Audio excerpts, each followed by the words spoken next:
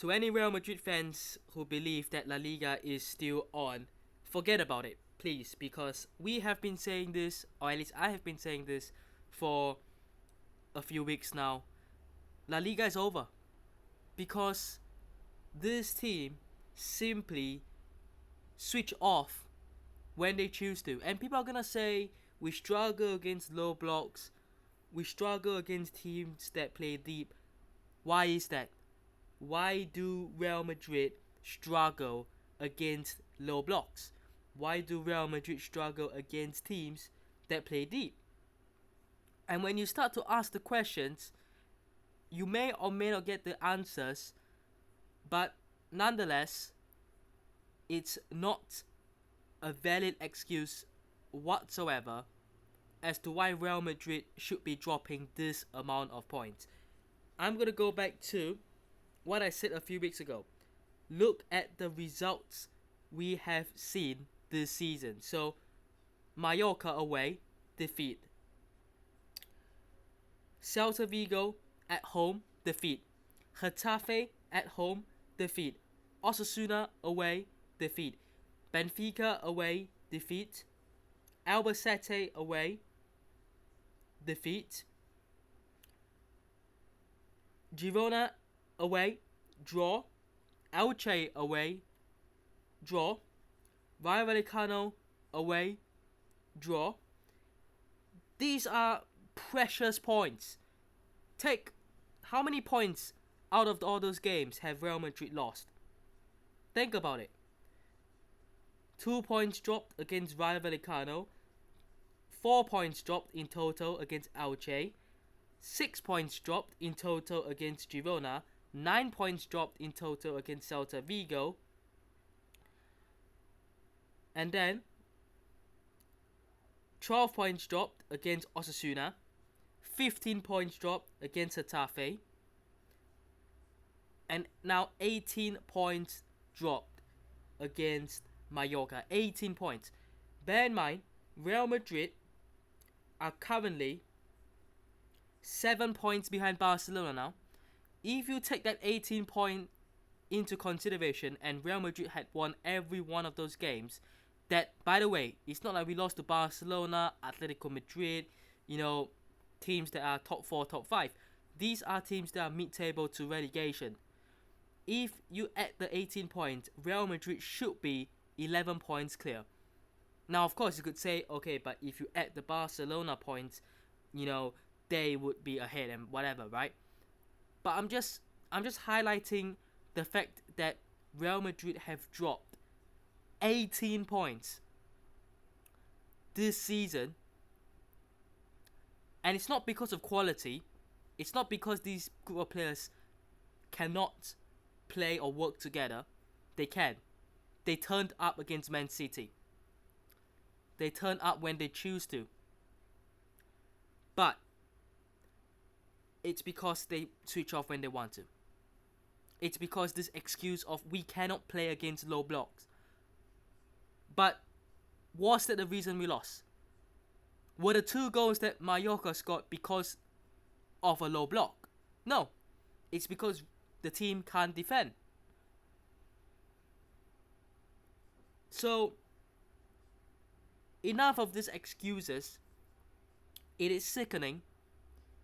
It is absolutely frustrating from a fan's perspective because it's been going on for 2 years now. 2 seasons. And by the way, I want to address this. People who single out Mbappe, please. I don't know if you guys are, just online trolls or you have an agenda against him. I personally wasn't a fan of the signing. I'm gonna say this. I said this 2 years ago when Real Madrid approached Mbappe and he was finally agreeing to the deal. And I said why I don't want him, because he rejected Real Madrid in the first time, the summer before that and the summer before that, I believe. He didn't choose Real Madrid first. Now ultimately, we can brush it aside and say, he did ended up choosing Real Madrid and his performances haven't been great as a team. But in my opinion, Real Madrid should have never signed Mbappe to begin with, because he made it clear before the summer that he joined, the previous summer, that he was just using Real Madrid as a stepping stone to try to negotiate a better contract, and he was never really keen on it.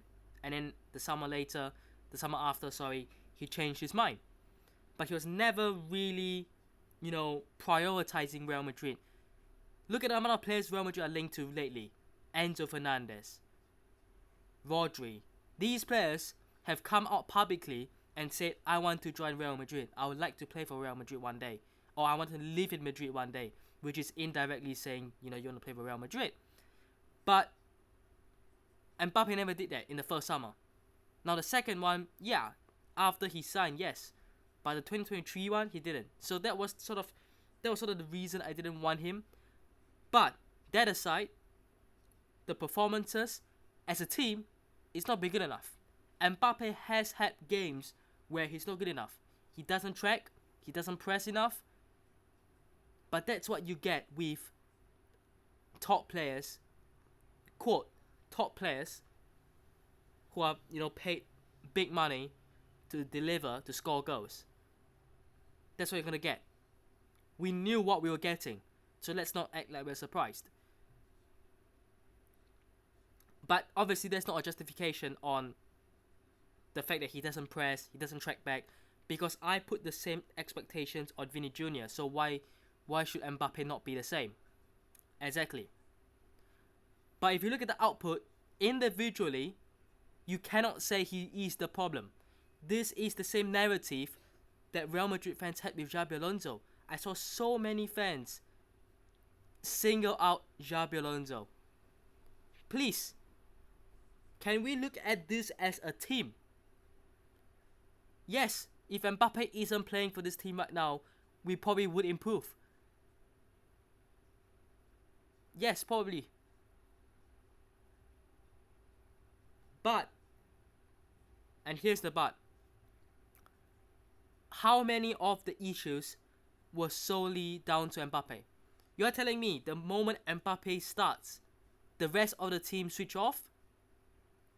So is it genuinely, if the players genuinely say Mbappe starting makes us switch off, then we need to question their mentality. Because if one man comes in and they decide, okay, you know what, we're not going to learn how to defend, then it's on them. Because I don't believe Mbappe starting should be this bad of results. I don't believe that Vedat Murici, who by the way I said will score in this game, I don't believe Vedat Murici scoring is solely because Mbappe started. I'm just going to say. Now, again, I'm not defending Mbappe, and I'm not saying that he is not part of the problem, but I'm saying he's not the problem, and people need to get this in their head. A problem and the problem are different things. And it's time we start to think about it. Because, yes, it's easy to just say Mbappe is the fault, he's the problem, get him out, kick him out, and yeah, good. But think about it. Who's going to replace the goals, the numbers he's putting up?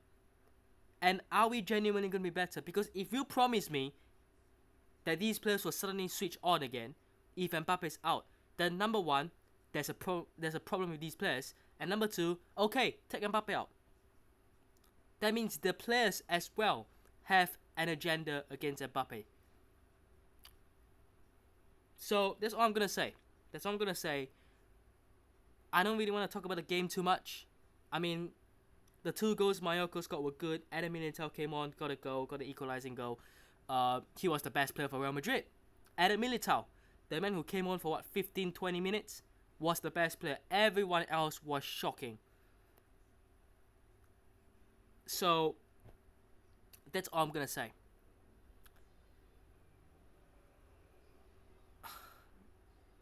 I'm not looking forward to the Bayern Munich game on Tuesday night because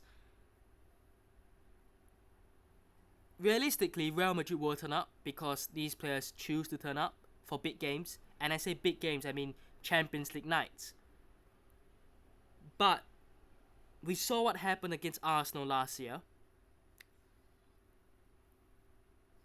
And Bayern Munich right now are as good, if not better, than Arsenal were last year, in my opinion at least. Bayern Munich are one of the most, if not the most complete team in Europe. They have a very strong team, yes. But what stands out, in my opinion, compared to Arsenal and Barcelona and PSG for me, is from defense to attack. I do look at that team and think they have good quality in every position.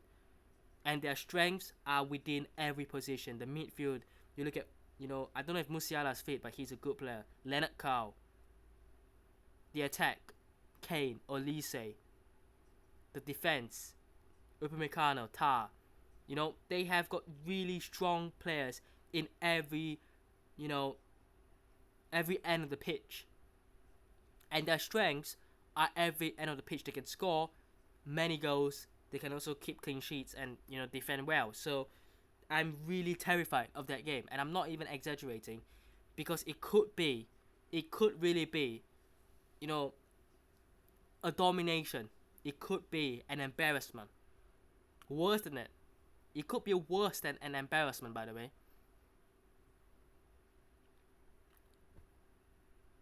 But yeah, let me know what thoughts are down below. Before I end, I just want to say again, I am not defending Mbappe. I'm not saying that he is a good player. He's a saint. He is someone that cannot be blamed. I'm not saying that. But I'm just saying, don't look at one problem and immediately try to jump on it. Don't look at one person and try to make him the problem. We did this with Xabi Alonso. It didn't work. We did this with Carlo Ancelotti. It didn't work. Arbeloa, once again by the way, came out and took all the blame. I'm just saying, this is not a coach that is ready for this job. Because that's not how coaches, that's not how managers at big clubs are supposed to, be. Yes, you want to protect your players. But the fact is, he didn't even, give us truth in any form. He just said, oh, it's my fault. Every time he says the same exact thing. It's like copy and paste, copy and paste. Anyways, I'm going to end there. Hope you guys have enjoyed today's video. Hit the thumbs up, subscribe, the channel on already. And I'll see you guys in the next one. Peace.